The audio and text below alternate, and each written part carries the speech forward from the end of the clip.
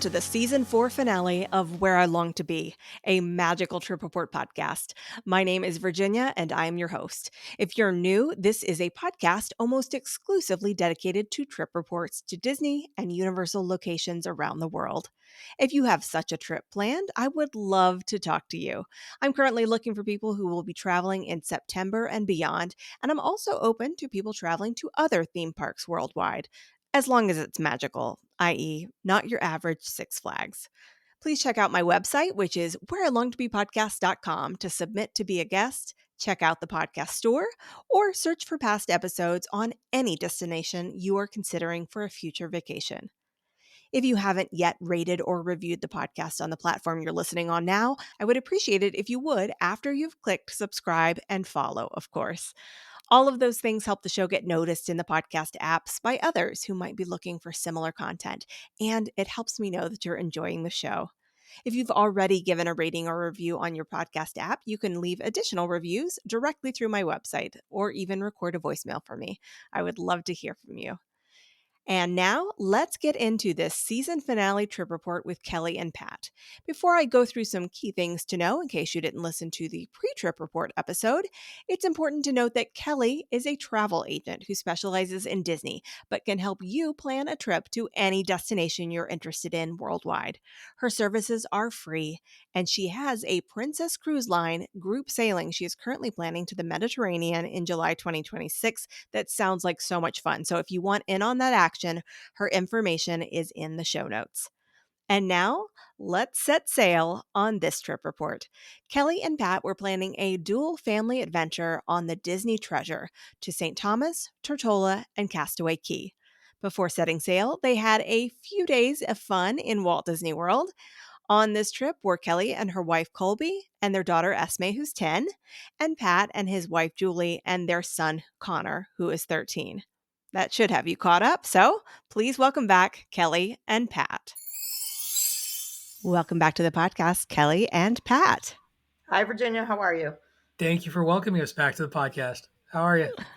I am good, and I am so excited to hear all about this trip that you two went on. I know that Pat was telling me that he's having a little bit of the vacation blues, getting back into real life work and that sort of thing. I assume the same is true for you, Kelly. 100%. I'm already trying to book a new trip.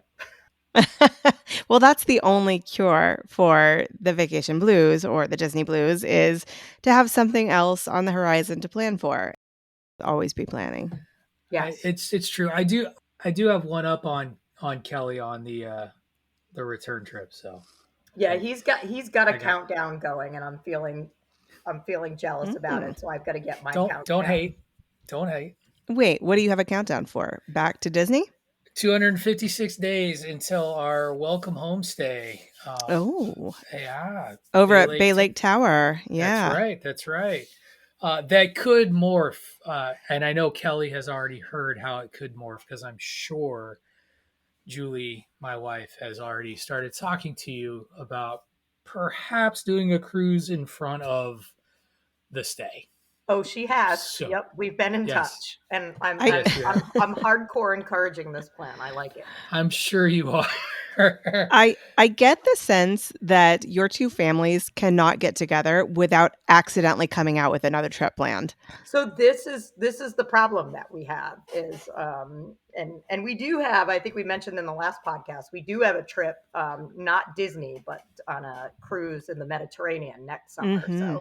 So I keep telling everybody I have to take a step back from Disney and get that trip organized because we've got a lot of people going. Mm-hmm. Right. So yeah, but Disney's but in the meantime, you're my wife's enabler when it comes to thinking about future trips. And I don't even know where it came from. Just like literally, she did the bounce back, and then we come home, and 2 days we're talking about a little add on to yeah. to the vacation. I'll just note for people that don't know, when you're on a Disney cruise, you can do a placeholder. So you do a $250 deposit, Mm-hmm. and that deposit goes towards your like real deposit, and you get 10% off your sailing. So that's the incentive. You just have to sail within 2 years. So What I Okay. like about it is you don't have to pick the next sailing yet. You're just coming away with like kind of like a placeholder booking is, and so Right. then you start Yeah. thinking about what you want it to look like. So Yeah.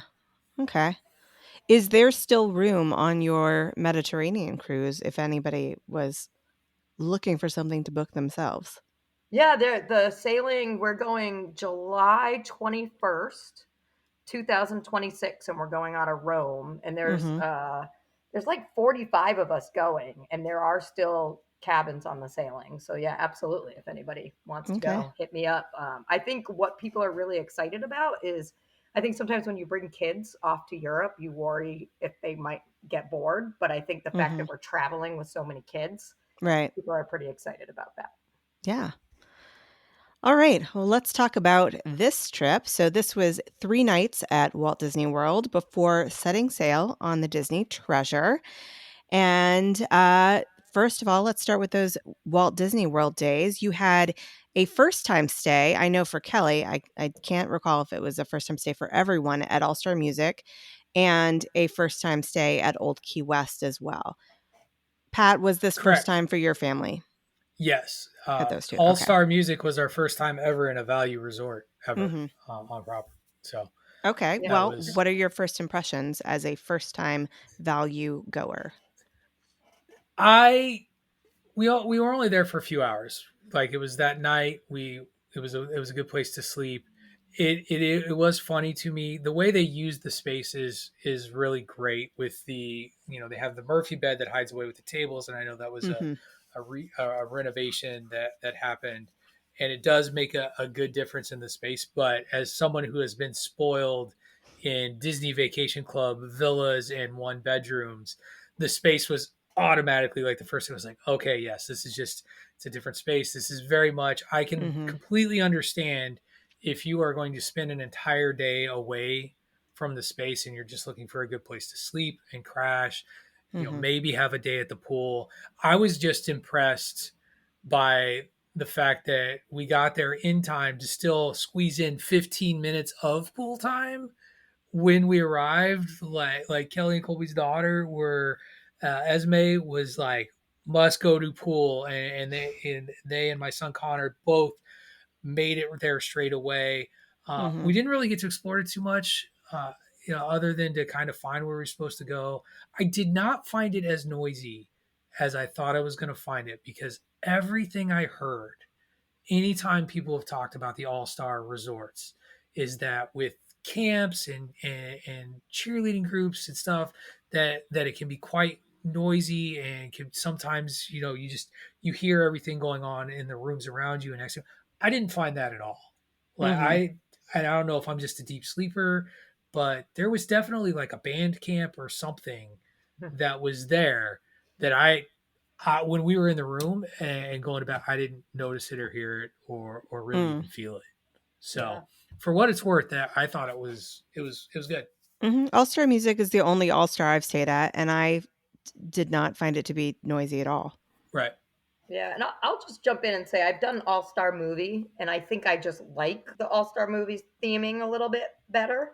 Although I found them to be fairly equivalent, but as we're talking about values in Virginia, I think you agree with this. Pop Century is hands down Oh, my favorite value. for Like, sure. I feel like for the small difference between the All Stars and Pop Century, like I'm gonna pick Pop Century every time for Hmm. access to the Skyliner. I also just feel like it's a little more mellow at Pop Century, probably Hmm. because you don't get as many groups there. Right. Um, It's but interesting you overall, brought up. fine place to stay. I liked the theming of our building though. We were like in the Broadway buildings, That was Mm. and cool. they had these neat. It was like an Aladdin marquee for the Aladdin Broadway show. I thought that was cool. I thought that was nifty to Hmm. look at. I would do that again. So, what time did you end up arriving? Because I think your flight left out of Massachusetts at 5:30. And it was delayed. So Yes. that was a Oh. bummer for us. So I actually thought this was pretty funny. We knew while we were still at home that our flight was delayed. And I Mhm. think we were all just so excited. We were like, whatever, we'll go wait at the airport together. So Right. we still left at the same time. Like, and you never know if something's going to change again. So we just wanted Right. to be there and be settled. But Pat, I think it was almost 2 hours behind schedule, right? Or was it? Yeah, it was. It was Mm. almost 2 hours. We still touched down what, like 9:30, Yeah, they definitely something made like up some that. They time made in up the air. time. They made up some time, but we came in later than we thought. We did do the private car service that did have Through Quinn on mirrors, this. right? It Through had mirrors. Quinn on Yep. the sign. It was very cool. I felt very fancy. And that was actually nice. Like after getting in late and Mhm. Right. knowing that Esme really wanted to like try to squeeze in this pool, which I didn't know if it would work. The car service was very efficient. Like, Mhm. Yep. we were just off. So Did you go and take advantage of the food court while you were there, given how little time you spent at the resort? we, at least I walked around it just to kind of get a sense, but no, because we came in late that night and then we had reservations at Topolino's the next morning. Mhm. So as Pat said, we weren't even there 24 hours. It was like Right. it was a place to crash and then move on. Right, right. All right, well, let's get into your old Key West time. First time stay there, what were your impressions, and did you have enough outlets? Well, I had enough outlets because I brought an extra thing thanks to you. I know, Virginia, you were saying that you didn't vibe as much with Old Key West, and Yeah. I think what worked out in, at least for me, in my favor, is our building was right across from the lobby and the food and the pool. Mhm. So whereas in Saratoga, and I totally get that Saratoga overall, I think has better theming and better feeling, but like in Saratoga, I felt like I was doing a lot of walking Right. where, which you don't mind walking when you're in the parks and stuff, but when you want to go to the pool, you don't want to walk 15 Mhm. minutes, right? So I think for me, Old Key West was really awesome in terms of our location, like being in that building. We were in building 13, right, Pat? Right. Lucky And 13. yeah, and that was the big caveat for me. Like, I liked the space. We didn't have trouble with outlets either. Like, we just didn't. I also don't think we pulled as much stuff out because we weren't staying as long. Like, we didn't fully unpack. Mhm. So we didn't pull out every device that we had. I also know that we took less devices on this trip. Like, my wife and I, Julie and I, we didn't take our laptops, for example. Mm. We Good left for them at home. you. Yeah, it was a step. That's And impressive. so we didn't, like, outside of our phones and our magic bands, we didn't really Mhm. have too much to use. The space is huge. We had a dedicated 2 bedroom. We thought we were going to have a lock off, a 1 bedroom with a lock off, and they called Can Julie you while. explain what a lock-off is for people who are Yes. not familiar? So a lock off, what a lock off means basically is that we had a dedicated 1 bedroom suite that is connected to a villa that would have 2 queens, and there's a door in between that can be locked to allow for one family to use the villa, one family to use the 1 bedroom, or you could do like we did at Saratoga, where we created basically a 2 bedroom situation where that door is Mhm. unlocked and both families have access to both spaces. Right. And we thought that was kind of what we were going for this time around as well. We were angling for a specific balcony space that seemed a Mhm. little bit bigger, though it didn't really matter because everything was massive. Like the room that was the biggest, like quote unquote living room space I think Mhm. of any of the resorts I've been in. The bedrooms were huge, and then we had this really nice patio that easily sat a table with 4 people like sitting around, and we were looking out over a pond. Mhm. The big caveat for me, and I think Kelly would agree, is the building. The building that we were assigned to being directly across from the bus stop, across from oh gosh, Olivia's and the Mhm. quick service and the pool. That was very, very convenient. However, as Julie and I learned when we returned from the park and rode the entire Old Key West bus loop because we didn't know the trick to the bus loop, that is a huge property And if you are on the other side, you have got to build time to get to a park, to get to the other side of the resort, to get to where you need to be. And I Hmm. could see that being a little bit of a drawback for folks. What is the trick for people who might stay there in the future? Yeah, go ahead, Pat, because I was going to say Sure. the same So thing. so there are, I can't remember how many stops are, but if you're coming back from a park and based on the building where we were and the main hall, the first stop isn't the like main bus stop. It's like a bridge away, Hmm. and it's like a 5 to maybe 10 minute walk tops I think to Hmm. get, 5. yeah, to get to that main building and to get to the amenities and the pool and everything there. Hmm. If you don't get off on that stop, you go away from that building and you get Hmm. to see all of Old Key West. All Ah, of it. okay. All of Old Key So I West. think Get off and hang a left. we made the same mistake coming back from Blizzard Beach that they did, and we didn't get off at the first stop because we were trying to wait for our stop, and then it was like 15 minutes of just weaving in and out. And then Right. when we finally got to our stop, the bus driver was like, "Oh, you could have gotten off at the first stop." I was like, Oh, and thanks. he was being totally helpful. I mean, he didn't Yeah, know where we were Right. getting off, but like as right. we were leaving, he was like, "Oh, I didn't realize you were getting off at this stop. I would have told you to get off at the first one."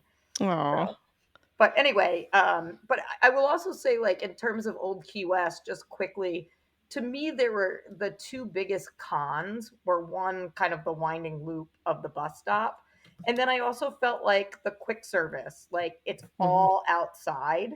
Yeah, The food was fine, right? Like it wasn't that the food itself was a problem, but like if the weather was bad, and for us it right. wasn't, the weather was nice every day. It was hot, but the weather was nice. There's really no place to go. Like you have to take the food back to your room if you're not going to eat outside. And I Right. think that's a little bit of a drawback. Like Saratoga Springs didn't have a huge inside area, but it had an inside area. Hmm. Was the boat working over to Disney Springs? Yes. Okay. All right. I'm glad they finished their construction or whatever they were doing on the dock. And that All was right. nice. We did take the boat over to Disney Springs, and then Julie and I one day took the boat over to Disney Springs and then walked to Saratoga because we both did a DVC presentation. So Hmm. Oh. I got my $100 gift card for getting to Hmm. see the model rooms, which is cool. It's really cool to see kind of Hmm. all the model spaces. So Did Julie also get $100 gift card even though she was already a no, member? she went to a different type of presentation. She went to a members presentation, and I went Ah, to a new recruit presentation. new recruit. She got like It's a a fine looking set of recruits we got there. Yeah, right. Anybody? Anybody? Name that ride. I Rise don't of the know what ride Resistance. is Rise of what the ride is Resistance, it? yeah. Rise of the Resistance. Rise Resistance. of the Resistance. They I think she got like a little tote or something, like a bag of some sort. Yeah. I remember that. I And think maybe a I've seen the bag that people have been right. getting. Yeah. So but Okay. shoot your shot. Let's talk through this first full day then at Old Key West. So, how was breakfast at Topolino's to start? I know what Kelly got because she posted it on Instagram. Yeah, I got the steak and eggs per your recommendation, and it was delicious, Yeah. like So so good. good. Esme got more just like eggs and bacon, Hmm. and it's terrible. I forget what Colby got. Probably something sweet though, because she tends to do more like French toast, waffles, that kind of stuff. Hmm. What did you Right. guys get, Pat? I got the steak and eggs too. Uh, and I, Connor did sort of a more typical. I think he did a couple of eggs over easy. He decided he wanted to have eggs the way I tend to prefer them, just because. So he kind of made a mess of his plate, doing like a sort of a standard eggs. And he ate every piece of bread though in the bucket that he could get his hands on. Like I didn't get a Hmm. muffin. I was jealous. Hmm. He got all the muffins, It's a and teenager thing. I tell you what, it they is. can eat. Oh, He can. For the life of me, I can't remember what Julie got for breakfast. There, I was too busy watching Donald Duck I think woo my wife throughout the yeah, whole. Oh my this was gosh! the best part of Topolino's is that Donald Duck started flirting with Julie, and then Daisy came over and started flirting with Pat. And like, we've got videos of it. It's hysterical. Like I forget how it started, but they were very dramatic about it. Donald started it and did a little once around. I was like, haha. And then later I came back from like using the restroom and Donald was back like playing around with Julie again. And so I just was like, hey, what is this? And he started playing. I was like, what about Daisy? And then he like flipped out. But then Daisy, they were doing their little like pass around to everyone, and he stopped at Julie again, and Daisy comes walking up, and that it was the most in all the character dinings that we've ever done. It's the most interaction I've ever seen us have, us personally, with any of the characters beyond the photo op. Like they just kept coming back and kept coming, and that was very very memorable. A piece of it. And then the other thing that was terrific to me was like that patio and view. Like we couldn't pull Kelly off of the patio at the end of it. You took so many pictures. I did. I had to get some B-roll. Well, you and Julie. Well, it was you and Julie both too. Like I don't want to completely throw you under the bus. Like you and Julie, you talked to Virginia about not the two of them together are dangerous. Like I can just like the two of them are plotting out like Disney stays and looking at Caribbean Beach and talking about how great that is and what this is and looking at Skyliner stuff. It was like, okay, we're on the trip. Let's not work on the next trip until we're done with this trip. Solid advice. Listen, everybody benefits from our planning, okay? They do. We really do. Best breakfast I've had, though. Oh, yeah. And I'll be interested to hear how it compares to other breakfasts that I know you had booked on this trip. But first, let's talk about how the rest of this day went. You split off with Pat and Julie heading to Epcot and the rest of the party going to Blizzard Beach for the day. So, Pat, what did you get into at Epcot?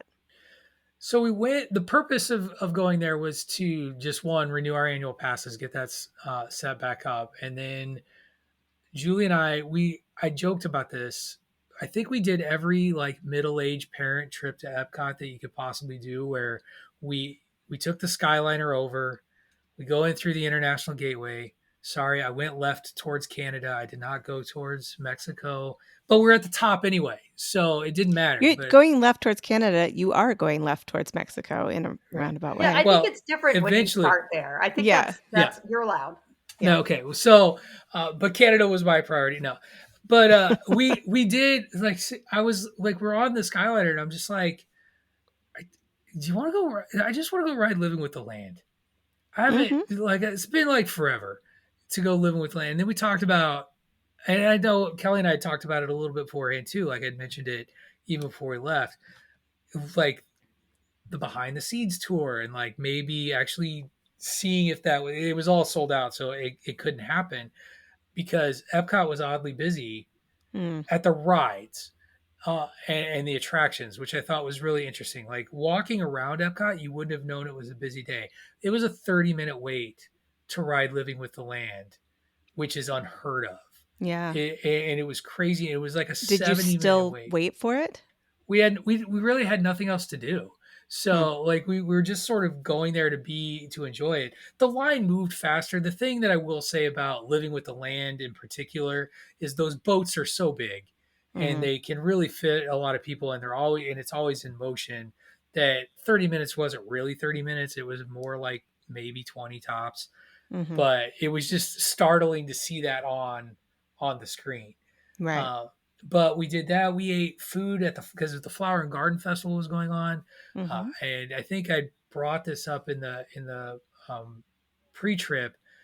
The elusive street corn on the cob, which fell victim to I think my overhyping, because while she liked it, she was not blown away by it. But I still enjoyed it thoroughly. I was like, yay.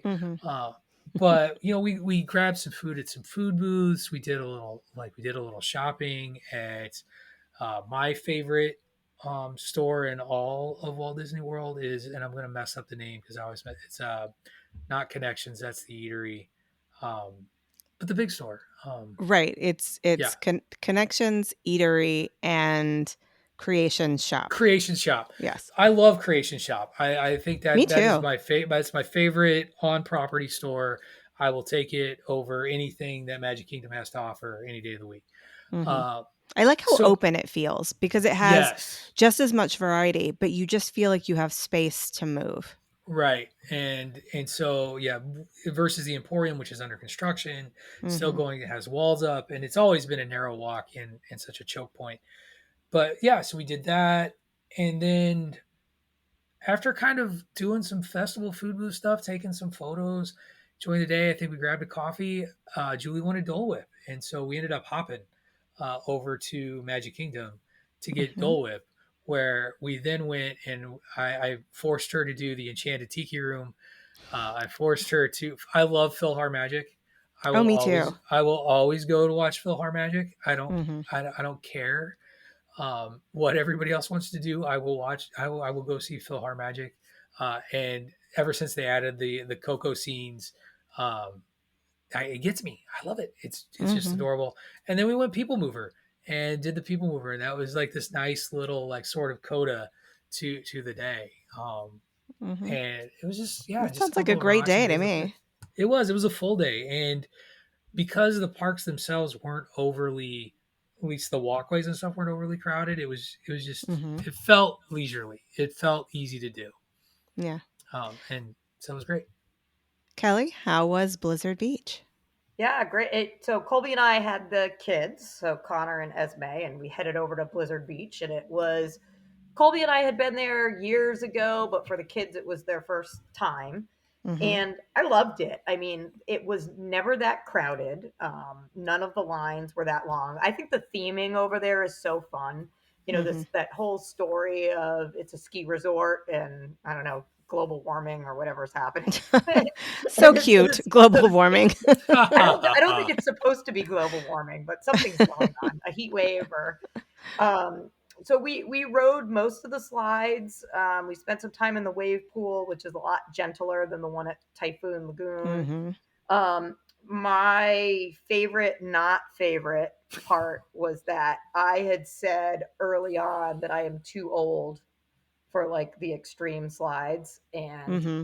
Connor started off at Blizzard Beach. I don't want to say he was timid, but he was trying to feel the whole thing out, right? He was like, Hmm. you know, what is this? And then we got like halfway through the day and he's like, I want to go on the big slides. And I looked at Colby and I was like, well, I guess I'm taking him on the big slide.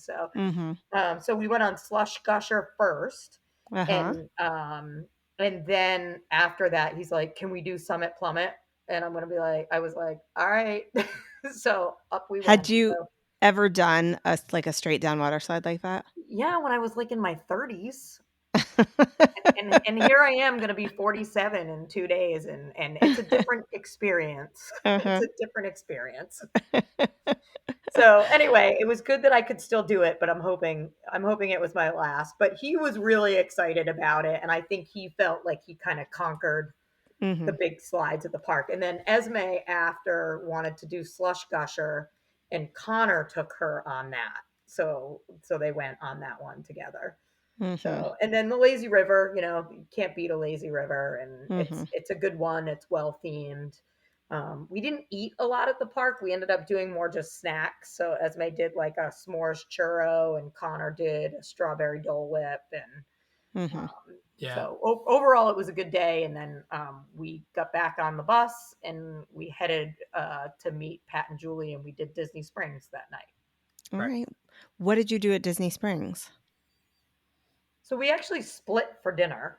right. Colby and Julie wanted to do what's the new Eat, Indian place?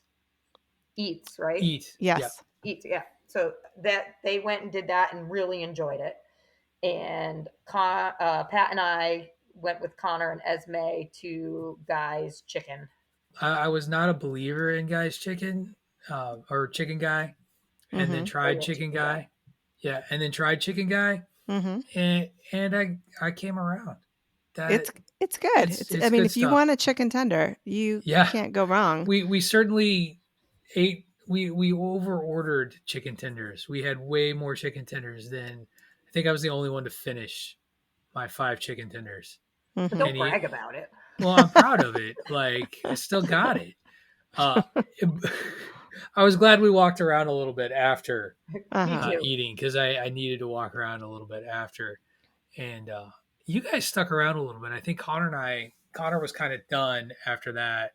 Yeah, I think the two of you only missed World of Disney. Esme needed to check every inch and nook and cranny Yes, of that Esme's store. a little shopper, I She remember. she is a shopper, and I can't even remember what she bought at World of Disney. Maybe nothing, but she bought lots of other things that we'll talk about. She's a souvenir shopper. I think I that was when I bought a lot of pins. I bought more pins than Connor this time around, oddly enough, because they had a lot of Emperor's New Groove stuff, and I'm a sucker for Yzma and Kronk. Mm. Was that the end of the night? Your Disney Springs time? Yeah, Yes. I think so. Yeah. Okay. So let's get into the next morning, and this is where I want the comparison because I think you were supposed to have brunch at Olivia's. Did that So end up happening? Julie, Colby, it's basically the girls, Mhm. the girls, the ladies, the women. We had brunch at Olivia's while the gentlemen headed out on their, oh, I don't know how many parks. Four. I I knew was it. right. I told you. Yeah, we did So, do all four so while the parks. boys Yeah. did that, but in terms of Olivia's, I thought the food was excellent.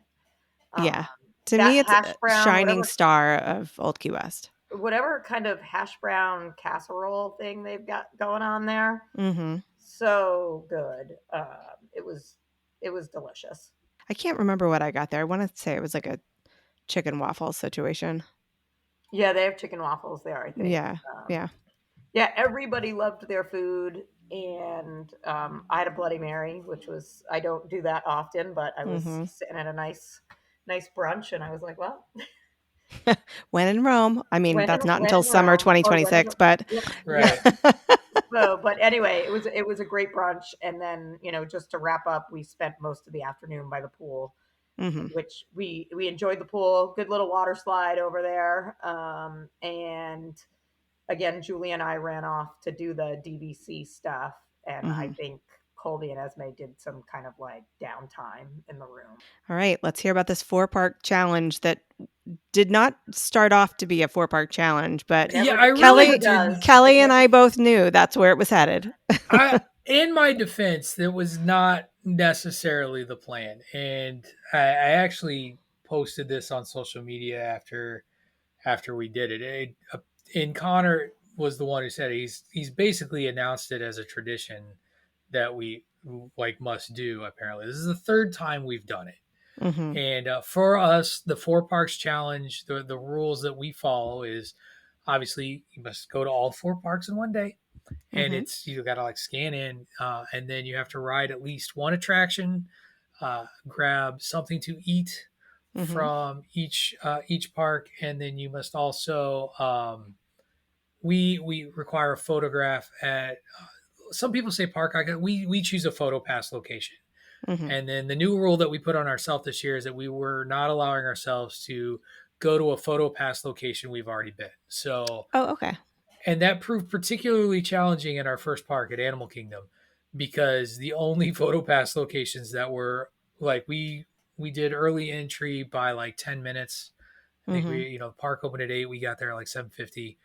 The only like photo pass opportunities really were the tree, the main entrance, and that was kind of it. And Mhm. so we were sitting there on the map with the app, hitting.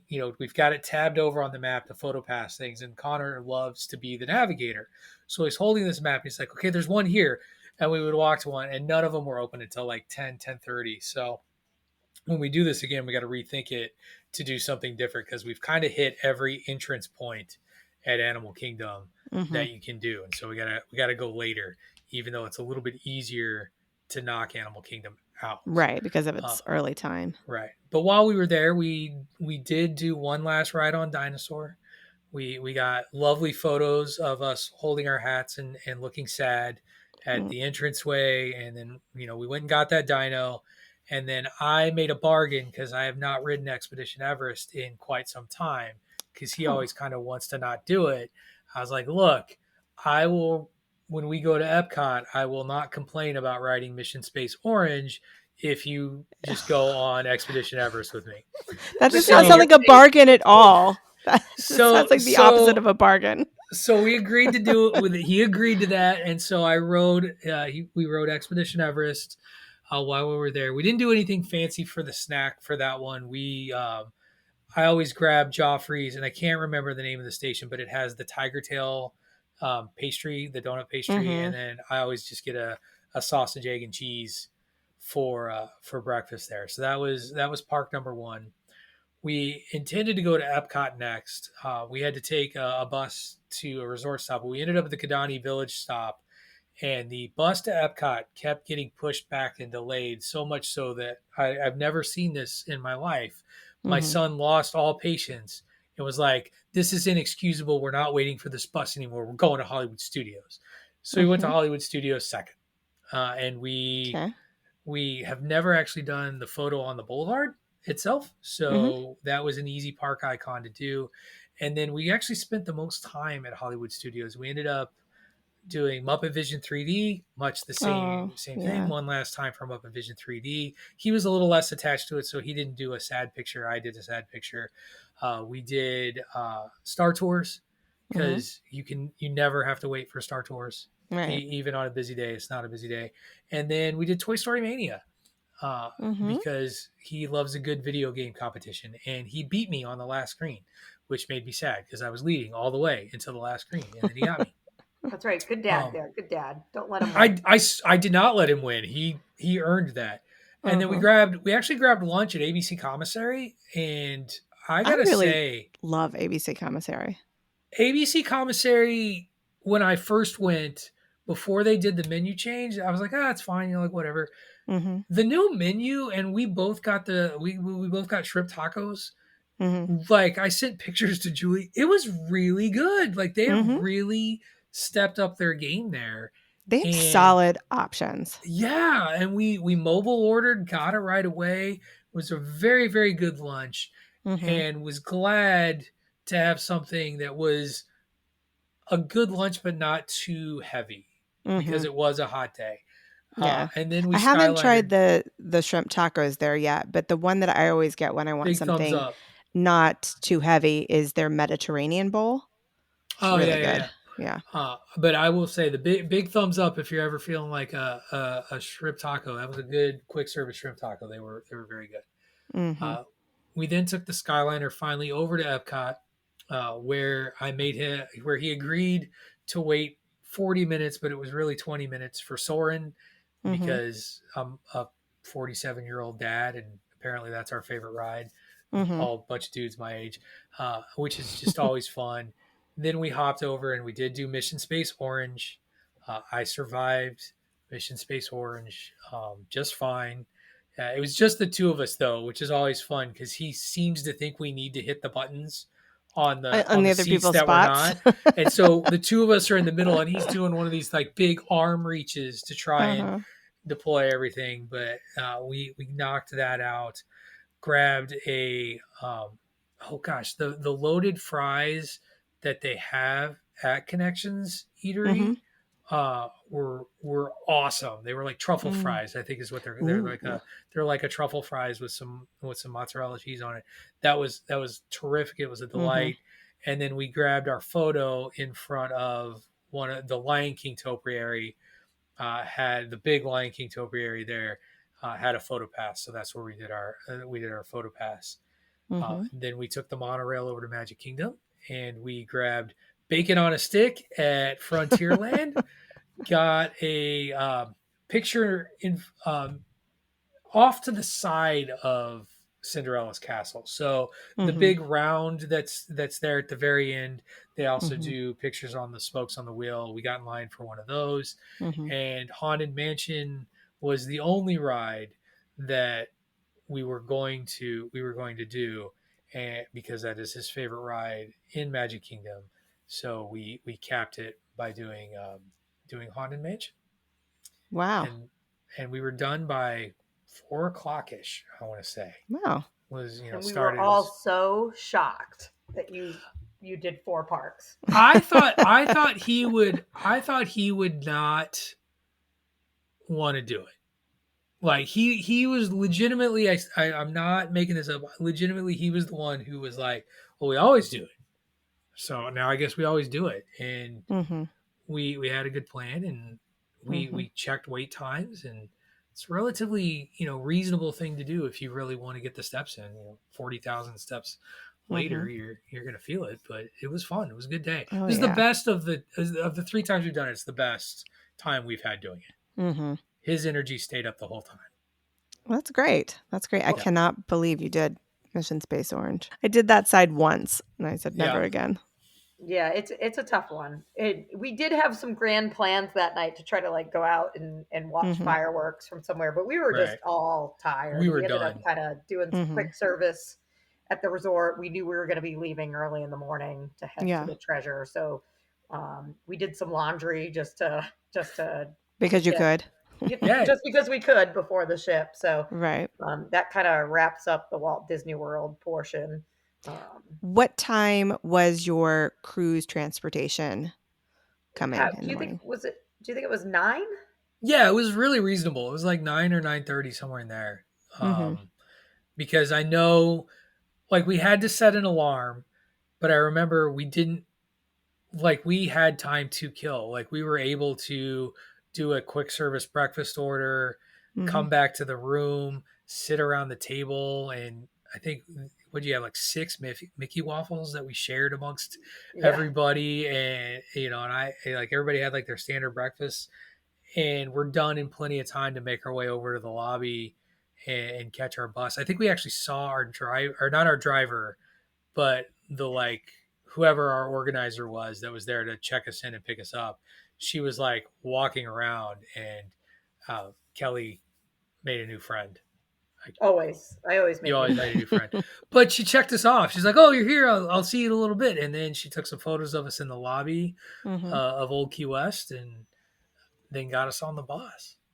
Okay. Yeah, so for people who have never done this before, I think when you take the Disney transportation, there's really two benefits to it. One, they will come to, your room and pick up your bags for you. So at 7 a.m. Oh. they Right. came and took all our bags for us. So that was great. And then the other thing is you really end up being one of the first groups to the port, and you board early. So we were one of the first groups to board the ship. So the third group, right? We Yeah, we were group officially, three. the group Mm. three. And what would you say? 11:30 we boarded the Yeah, treasure. it was before lunchtime. I remember that. Like, we were not waiting around very long before we were boarded. Like, we had enough time. They had a photo pass opportunity right there while people were waiting. We all did that, and then I think, yeah, we weren't even there in there an hour before we were getting on board. Yeah, anybody who's a first time cruiser, Disney or any other cruise, I definitely recommend trying to get the early boarding time because it's a good opportunity to explore the ship before the ship gets full. Mm-hmm. So we packed backpacks. We had swimsuits in backpacks just in case our bags didn't get to the cabin Mm-hmm. early, but our bags did show up pretty early actually. And that way we could like swim or do whatever while we were waiting for bags to And show up. eat. Eat is the And other big thing. oh, we ate too. Yeah, so much Well, good but food. just getting on there early, because by the time 1:30 got around, I just remember Marceline Market, which was the buffet area, was very difficult to navigate on embarkation day. And Mm-hmm. I think we ended up not grabbing food from there. I think we grabbed food from the quick service areas around the pool, which I had the barbecue like 5 days out of the 7 that we were there from that pool area. It was terrific, but it was also much easier to grab food and find a seat as Mm-hmm. a group and just sort of settle after we'd walked around the ship a little bit. Is the water slide is it the aqueduct on Aqua this one? Mouse. Aqua Aqua Mouse. Mouse. Is it open on embarkation day?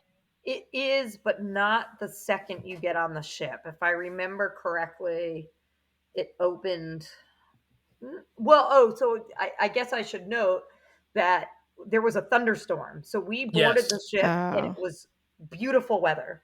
And we were on the Mhm. ship and it was beautiful weather. And when we went to do the muster drill, which is right before the sail away party, Mhm. it started pouring thunder, lightning. So they actually moved the sail away party down to the atrium, which Mhm. the show was still good, but it definitely changes the vibe. You're like sailing Right. away, but you're like inside. So, but just a little blip. So I'm not actually sure what, because I think it was shut because of the storm. So I don't know what Right. Mhm. time it would have opened up normally. All right. Well, tell me all about this cruise. This was 7 nights, Eastern Caribbean, Tortola, St. Thomas, and Castaway Cay. Correct. Okay. Um, What were the highlights? yeah, I mean, I think it's so hard on a 7-day cruise to kind of go day by day. So I Yeah, think that's my why. Right. yeah, so I Just think give me my, the high points. yeah, but I think you know, for me, all the lounges on the ship were just so well done and Mhm. themed. Like we spent time in the Haunted Mansion lounge, we spent a lot of Ooh. time in the Skipper's lounge, and that's often where trivia was being played. So we played a lot of trivia. We'll get into the trivia scandals in a minute, Oh, Virginia. That the was that was trivia that was that was scandals. big. That was big time. The Pat already mentioned kind of like the quick service stuff that was around the pool. The food was so good. There was one that was a cantina that had Mexican food, another one with barbecue, another with burgers, another with pizza. So just like so many good places to eat. And then I would say for me, another huge highlight on the ship were the shows. We saw Mhm. Beauty and the Beast and Tale of Moana. And oh, Pat, should we? Should And we? Disney sees the adventure. All right, so Pat and I had a Yes. little debate on the ship. So one Okay. of the shows, Debate. yeah, but we might have broken up our friendship over it. So, Eh, we so fought. they do the big kind of like Broadway style productions, but then on Mhm. other nights they'll do smaller things with characters. And there was one show that I enjoyed very much. It was about Goofy getting a chance to take the captain's wheel. He got pixie dusted, and then all these other characters came and like they were like cameoing like all these other characters. And Pat just felt it was like one big goofy pixie dust trip. Like he was like, this made no sense. It I have described it repeatedly as a fever dream that Mhm. I could I not loved wrap it. my brain around. I did not like it at all. I'm sorry. Big fans. You If should you're a be. fan of Seize the Adventure, I'm not one of you, and I will not watch that. I just Would there it be was better if you were on some sort of substance? I clearly Goofy was on some sort of substance. Like that's the thing. So what really did it in for me? Spoiler alert, folks. Was there is a point in the show where Elsa, Merida, and Moana sing a mashup of their highlight songs from their movies, and And it was amazing. that face that Virginia is making right now Uh, was like I was like this. I don't like this, and it makes me uncomfortable. I'm And thinking like Spice Girls or something. it was No, I want people to find me on social media and come tell me how you felt about this because I thought it was great. and if you liked it, that's fine. I like a good Disney mashup. I really do. And when I'm just gonna say it now, Kelly, when we book this fantasy cruise that we're going to book, it's going to happen. I've heard that sort of Disney medley show is kind of quote unquote the best. I've heard it's terrific. I'm gonna give this thing another chance, like this style of Good. show, but this one did not work for me at all. Beauty and the Beast was good. I enjoyed it. The Moana show for me was the one I was most looking forward to seeing. Mhm. Uh, I felt like it delivered. Sans poor Taka having a little bit of a eye problem. She was struggling, but She the had one puppet eye was lit up, the fantastic. other one was Yeah. all dark. Oh no. Well, They were having a so tech issue. It was clear. and if you've ever watched the 1 hour National Geographic like episode about the treasure and the making of the treasure. It's actually a problem that they've had with the puppets since they've been trying to put it together, is that Hmm. one of the eyes they kept having trouble with getting to blink properly and move. And so you saw that, like, it was, for me, it was funny. I literally watched it an hour before we went and saw the show. And as I'm watching the puppet make its appearance, I'm like, this thing is amazing. The eye thing is still a thing. It did Hmm. not take away from the awesomeness of the puppet, Hmm. either that one or Tafiti. Like, Tafiti looks tremendous. The transformation looks tremendous, and Hmm. was to me was worth the price of admission and the wait. Because the other tip that I can't stress enough, and maybe it's just sort of the circumstances of our day, which I know we'll talk about a little bit with Castaway Cay and what happened there.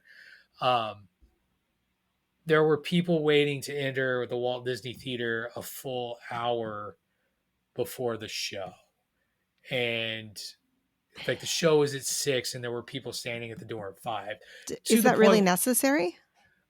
I think for this sailing it was, but I think, and we can talk, like, during the course of day 6, which was a day at sea, there was a medical emergency on the ship that forced the ship to reroute to meet up with the Coast Guard to transport somebody. Mm. That change in course then turned Castaway Cay from a full day to, we didn't get there and couldn't disembark until 2 p.m., and it Mm. was a 2 p.m. to 5:30 p.m. window. Oh, And wow. so I think that, because this is just anecdotal too. I think people that would have attended the 3 p.m. matinee, because there was so little time for Castaway Cay, because Castaway Cay was completely full because all the excursions were canceled, Family Beach was loaded. I think a lot of people did that instead of catch that matinee, which then sort of dominoed for the 8 p.m. rotational dining people to be like, Hmm. well, this is our one shot to see the show that everybody talks about. Right. And so Kelly and I waited in line for 45 minutes, like we And got in met new line. friends. And yeah, we had some people that were very, very nice. And we got great seats. We got like the first row of the balcony, so there was no problem with seeing anything. But I do think that Castaway Cay and that travel impact then Hmm. impacted how people waited. Hmm. Okay. Yeah, and I'll just say that Castaway Cay, ended up being a disappointment, right? Just because it's a cool place to visit and you want to have that time. But at Hmm. the same time, I think overwhelmingly people were very understanding, right? Somebody's health Hmm. and safety comes Right. before, your beach time. So Right. so I think, and it was a conversation I had with Esme too about, like, you can be disappointed and at the same time understand Right. that the captain of the ship did the right thing, right? You want to Right. be on a cruise line that cares about health and safety. Right. So, You want Right. somebody that will do that for you if the need arose.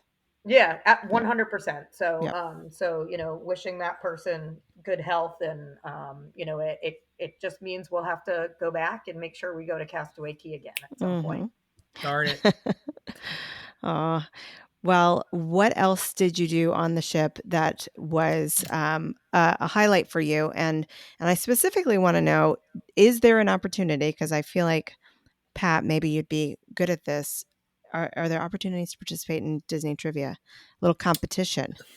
Oh, I was so humbled by trivia in so many different ways. Disney, we Kelly and I and Julie and Colby and Esme, we tried our hand at Disney quote trivia. Hmm. Nope, nope, we lost that. The closest we came to getting an elusive trivia medal was Muppets trivia, and every trivia is 20 questions, uh, and we got 18 out of 20. We tied with a couple of other folks, and then the tiebreaker is closest to a number question, and Hmm. I really grossly missed the closest question. well, Mm. you heard it first. It was Pat's fault. We It lost. was the largest Muppet ever made was 10 feet tall. I went way taller than that, so What my was bad. it? What was the tallest Muppet? Oh, I can't remember. It's some big blue character. I vaguely remember seeing it, but I can't remember its name. Hmm. One of the big Okay. monster Muppets from the Muppet Show. Yeah. But just to give you an idea, they had trivia for all ages. that was fun. They also had some 18 plus trivia, which was even more humbling. I went into a Marvel 18 plus trivia, and one of the questions was, what is the name of the arrow that Yondu shoots? Which, for those of you who don't know, Yondu is a character from Guardians of the Galaxy who whistles Right. and shoots arrows at people. No, I no idea. It was I don't crazy. I don't think I knew the arrow had a name. I did not either. Like, but it had We a know name. now. We know now. I learned that the summer national sport of Canada is lacrosse because of the 18 and over sports trivia, of which I only got 9 out of 20 right. Like, it was tough. Hmm. And then there So was the scandal, right, Kelly? right, yeah. So I gotta tell the story because this makes me laugh so hard. I was in Marceline Market. I had just gotten food and I was about to sit down, and this boy comes up to me. He probably was 10, 11, around that age. And he walks right up to me. He goes, "You were at Muppets Trivia, weren't you?" And I said, "Yes, yes, I was." And he was like, "Do you know about the cheating?" And I said, "No, I don't know about the cheating." He's like, "There is a family that's winning all the trivia and they're cheating." He's like, "They put their phone behind the menu." And he was like so intense about it. And I was like, "Oh, that's not cool at all." And he's like, "No, it's not. It's not." I just thought it was so funny. It He He walked was was right up like such a to me. he's scandal. like, "I'd like to speak with a manager." Yeah. So I will say the last couple of days there were some honors announcements being made about trivia. So I don't know if maybe there were some complaints. Wait, Um, what do you mean? What kind of announcements? like the cast members that run the trivia started, the last couple of days started it by being like, trivia's on the honor system, there's no phones. I mean, they Mhm. already had like a small list of rules, but they kind of like almost like read an honor code. Oh So it wow. got Okay. Well, I remember specifically our Disney quote trivia. The cast member who was one of my favorites in facilitating, she made everybody swear an oath. Like, she had this whole like, I promise not to cheat oath that was Mhm. adorable. Uh, and she also, Kelly got her excited by lying and said that she was Scottish for like 30 seconds. It was I fun. was I maybe had a caramel teeny that has a piece of waffle in the top, which is just delicious. Uh-huh. And she was like, "Who's from Scotland?" And I was like, "Woo!" And then she was like, "Really?" And I was like, "Nah, You're like, sorry." "I just like Skyline." I was like, Right. "I want to go to Scotland. Does that count for Oh. anything?" Right. Pat, the what we haven't talked about yet is rotational dining. Do you want to give just a Yeah, overview of the sure. three I restaurants? so you have three rotational dinings that you're part of. You either are part of the group that eats at 6 or at 8:15. We were Mhm. part of the later rotation. The things that I thought were really neat, and I had heard this before going on the cruise. Your server staff never changes, so they go with you to these three locations, and each day in the app you see where you are assigned to dinner. Our first night was Marvel, Worlds of Marvel, followed by Plaza de Coco, and then Mhm. 1923. Uh, I it's funny. I liked all three of the different dining experiences for different reasons. Being a fan of Marvel, like, that was just fun to be around, and the little sideshow that they do to keep you entertained was a lot of fun. But my Mhm. favorite was actually 1923. I liked Plaza de Coco and the show that they put on there, and the food was terrific. And I'll let Kelly talk a little more about that because she kind of raved about it. But the feel of 1923, and this was something I appreciated about this ship in general, uh, was a love letter to like Disney animation Mhm. within this restaurant. And there's all these displays of concept art and models and figures from all these different Disney animated features from films like Luca and like modern films that you would know to the 1970, I can't remember what year, Robin Hood Mhm. had its own display. And being able to like walk around the ship, because they encourage, they want you to look looking at all this stuff, whether it's the legit artifact or not, was just, it was cool. And to see the features that they picked was not exactly what I expected. Like, sure, there was some Aladdin there, but there was Brave, there was Mhm. Brother Bear, there was and like I said, Robin Hood was one that as a kid Mm-hmm. I watched that thing all the time. And Mm-hmm. so to see that film in particular represented on this cruise ship was very exciting to me and neat. Mm-hmm. I thought it was really cool. I thought the food was good to great depending on where you were eating. But yeah, that was a real highlight to me. Mm-hmm. Outside of Julie and I, we did go to Palo for dinner one night too. So Mm, okay. yeah.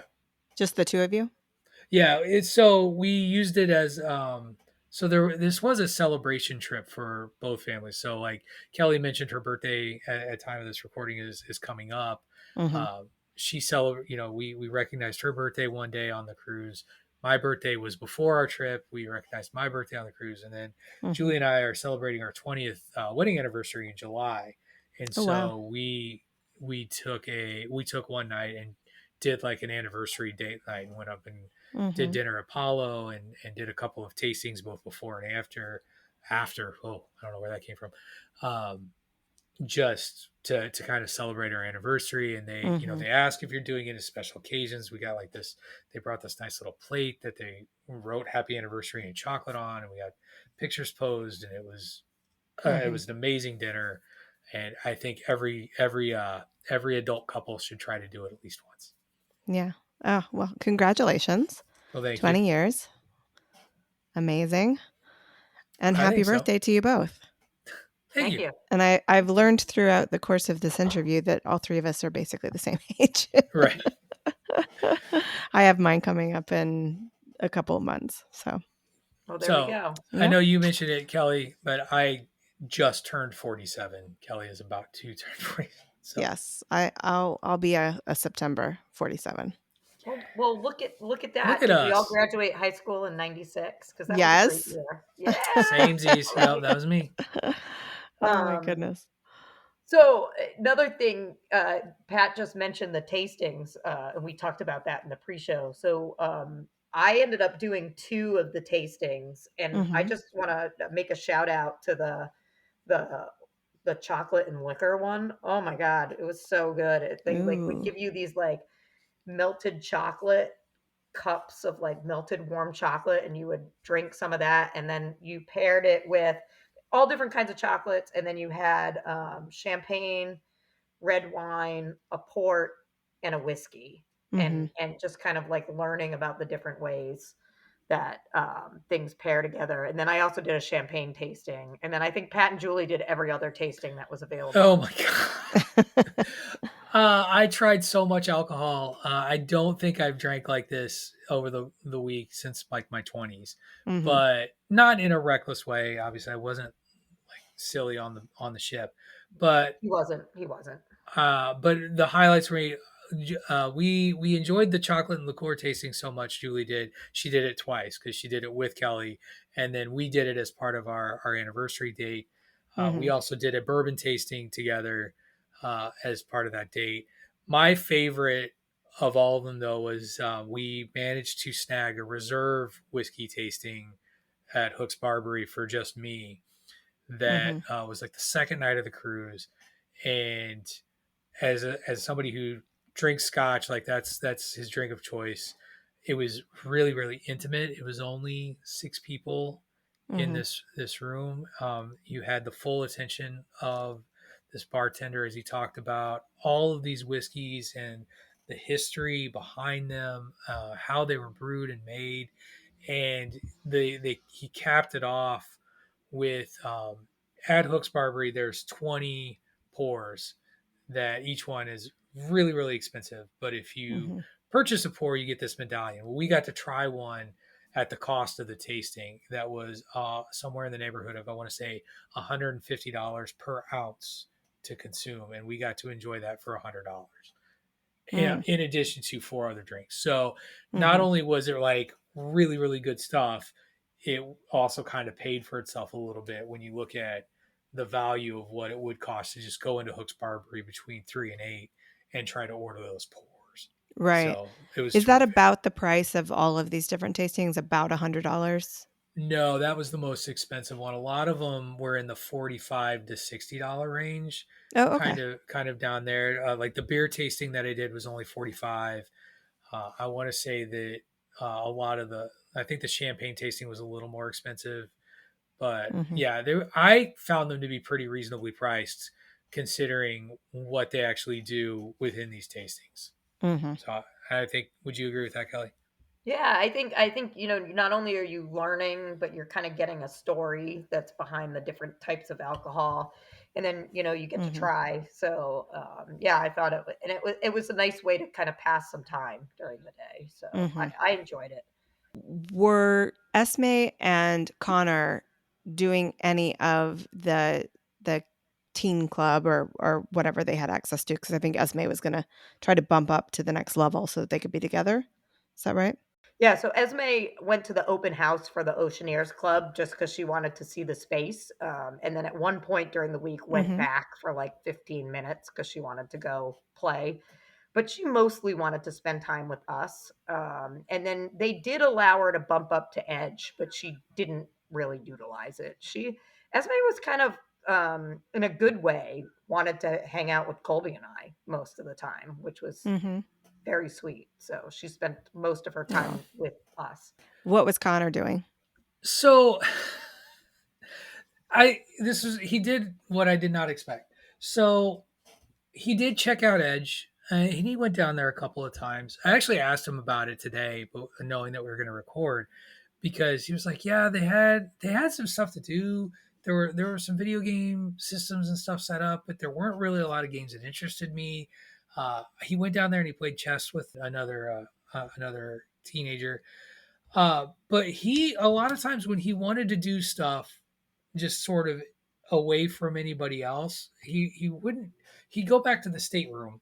And I kid you not, I've had Disney Plus since it started, Mhm. and that child has not watched near the number of Disney animated features that he watched in our stateroom over the course of the trip. And not just like he holed up in there and just did it, but like if he wanted to be away and in the stateroom, which he did a lot, he would pop on. He watched, you name it, he watched a streaming animated feature through the TV throughout the trip. So many Mhm. when he was not doing stuff with us or like Mhm. doing stuff with Esme. Like he did, I think he really did like spending time on the pool deck Mhm. with the movies and hanging out in the pools with Esme. And, I know Kelly liked to spend time a lot of times in the afternoon. If she could, she'd bring out a book and sort of chill there. And Connor was always invited and welcome. And I think he liked doing that sort of stuff.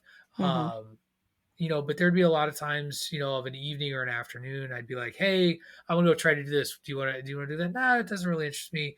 I might go get free ice cream and then Mhm. watch a movie in the stateroom. Yeah. And I was a little surprised, but Hmm. I will say that he did do a lot with Esme. They took advantage of the Hero Zone a couple of times where, they set up like an obstacle course for kids to run through and they did that together. He Mhm. really wanted to play like air hockey and ping pong in that space, and they did that a couple of times. I don't think he was necessarily bored or antisocial. I just think that when he really didn't think there was something he wanted to do, stateroom and Disney film was the answer to the Mhm. question. As a teen who we were talking about earlier, can put back some food, did he take advantage of the unlimited room service that you can get on this cruise? Not really.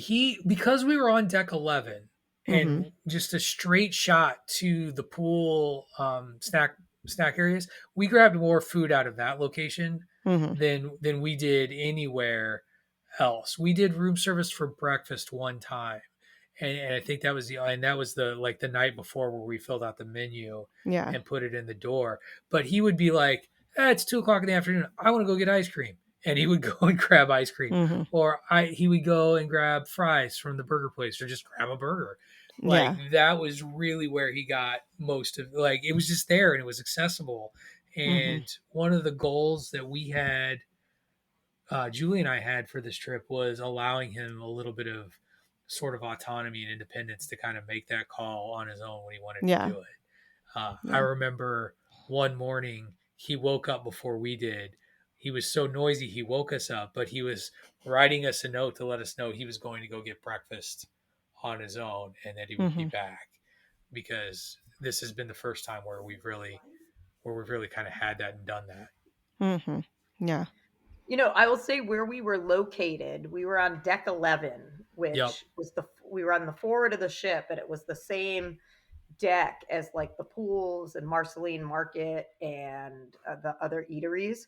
And that worked out really well for kids that wanted to kind of flex their independence a little bit. Yeah, deck 11 for my money, folks. If you're looking for a deck that's very convenient, deck 11 is the way to go. I know this came up with Kelly and Colby. I was very comfortable being able to say, Connor, if you want to go swim or not really swim, but like go hang out on the pool deck, just go, Mm-hmm. because it was easy to get back to our room. It's easy to Mm-hmm. find our, go back and forth, and it was very, very convenient. I Right. liked it a lot. I would, as we've been looking at our next cruise, we've actually been trying to target that deck again, Mm-hmm. just because of that convenience. Yeah. Kelly, any other thoughts on this treasure of a vacation you had? Oh, I love that. Treasure of a vacation. I would just want to make one recommendation. When we went to Tortola, Mm-hmm. one of the Disney port adventures was to an island called Virgin Gorda to go to the baths. And it's Mm. basically these like you go and well, first you get on a little boat to take you to this other island, and then you take some land transportation, and then you go to one beach and go swimming. Then you go to these rock formations Mm-hmm. and you kind of get to hike through, and then you end at a second beach and get to swim at a second beach. Oh, cool. Was Tortola your favorite stop? I think for my family it was, especially since Castaway Cay ended up being so short. St. Mm-hmm. Thomas was also an amazing beach day. We did a lot of snorkeling there, but I think the baths at Virgin Gorda were just really neat. I wish we had done that instead of the island tour, because I think what I learned was my 13-year-old son could only see so many scenic views on a bus tour before he was kind of like, oh, why are we still on this bus and then Mm. on a boat? Where I think exploring those beaches would have been a real highlight for him. When is this next cruise that you're talking about doing? Around Valentine's Day. So it would Oh, happen. Yeah, 2026 Valentine's yeah, Day? yeah. Okay. Because so we talked about this at the top of the show. So the welcome home stay at Bay Mm-hmm. Lake currently is scheduled for February 14th through the 21st. Okay. If we do this cruise, I'm trying to walk it back. It would be the 14th, and it's a 4-day cruise, so around the 10th or 11th to the 14th, Mm-hmm. before then doing the Bay Lake stay. So we would shave off a day of the Bay Lake stay to do the cruise, and then do 6 days at Disney instead of 7, Mm-hmm. which is still plenty for us. Though, as is always the way, we're now also talking about flying in a day before so that we can do the Disney transportation. So we may end up back in Bay Lake 7 days and just be its own unique sort of stop. We'll Mm-hmm. see. I'll let you know when it Okay. when it happens, because like I said, I have a feeling, and I've said this many times in 20 years of marriage, when Julie starts saying I'm thinking about dot dot dot, I'll say okay, but 9 times out of 10 we will be doing whatever she's thinking about. So I Mm-hmm. would I would place money today that we will be on the Disney Fantasy before we go to Bay Lake. Yeah, and my family did a placeholder too, but we probably won't go until maybe around Christmas 2026 because Mm-hmm. Colby teaches at UMass, so February breaks. She can't. It's very hard for her to take a February or an April break. So, Right. um, Yeah. so we will be looking at something different. Mm-hmm. Well, that would be fun too, to be on a ship during the holidays. We're thinking about going out of Galveston because my Mm-hmm. brother lives in Texas. So maybe trying to visit my brother for a few days and then Mm-hmm. do something out of Galveston. Is it, I'm going to assume that it's a more affordable place to launch a cruise from in terms of the different Disney cruise ship options, because somebody recently told me that I think is it Fort Lauderdale? where you can also get a cruise out of. They said it was cheaper to do that than to go out of Port Canaveral. Yeah, Port Canaveral tends to be a little bit more pricey. Mm-hmm. And Galveston, I can't remember which ship typically goes out of Galveston. I think it might be the Magic. So yeah, it does tend to be a little bit more affordable. Right. Any final words before we wrap up? I'm glad we did this. I really had a wonderful. It was the first cruise I've ever taken, Mm-hmm. so I was glad to go with our close friends and have just somebody else there to Mm-hmm. help us navigate it. But I had a terrific time. I really enjoyed it, and Mm-hmm. obviously we're gonna do it again. So Yes. You drank the Kool-Aid Disney did it long right. ago before you ever stepped foot on the ship.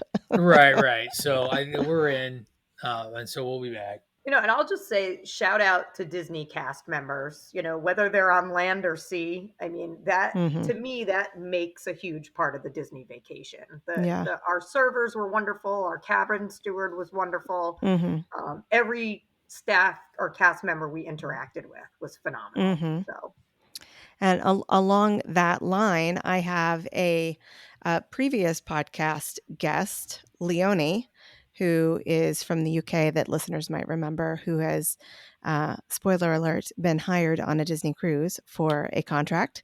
And I have already interviewed her. She's going off to do that, and I'm going to talk to her when she gets back. So we're going to hear a little bit from an actual Disney cast member herself. do you know what she'll be doing on the cruise? She's doing entertainment, Oh, but cool. the impression I got that it was sort of hosting sort of duties. So in the entertainment, but not, in one of the shows themselves, but maybe leading the trivia, maybe that sort of thing. So, I don't, Virginia, I don't know where your higher ed life started, but I was a resident assistant, and so was Pat. And when mhm. you watch all the Disney entertainer folks, I'm just like, I could have done this post college. Why didn't I? I should have did a stint on a cruise ship. It would have been so much fun. It's like being an RA at sea. Right. Yeah. No, my background as an actor probably would have led me Yeah. to that more so. But yeah, I started my higher ed journey as an orientation counselor when I was still a student. Oh, I was an orientation counselor. Were you Yeah. Pat? No, but I was a residence hall desk assistant. That was Oh, my I did that first. too. That was my first, I guess that foray was into my higher ed. first experience then, really, because that was my freshman year of college. I Mhm. worked the front desk in my dorm and I did the overnight shift. Oh So yeah, those are good. I would go to sleep for a couple hours, get up, go downstairs, do my homework sitting at the desk. Nobody would come past. It's And then awesome. I would go back to sleep when it was over. Well, there we go. Our higher ed roots, folks. I know. There we Look at us go. now. Look at us now. Well, Kelly, it has been so much fun to talk to you. Thank you again for participating in my trip planning episode. And Pat, has been just a pleasure to meet you after hearing so much about you on Kelly's last appearance on the show. And I hope that you both come back sometime soon. Absolutely. I hope Thank to you, do it too. Virginia. Yeah, absolutely. Thank you again to Kelly and Pat for wrapping up season 4 on a high note. If you ever want to get yourself roped into a Disney trip, it sounds like all you need to do is become friends with these two. And that is all she wrote for season 4. I can't wait to see what next season will bring. What was your favorite episode this season? Let me know. You can send me a voicemail through the website or write a review. That's where I long to be podcast.com. Or you can DM me on Instagram. I would love to know which trips stood out to you and that you're still thinking about today. All right, this isn't goodbye, but a simple see you later. Season 5 will kick off on July 7th, a mere fortnight away. In the meantime, keep daydreaming about where you long to be.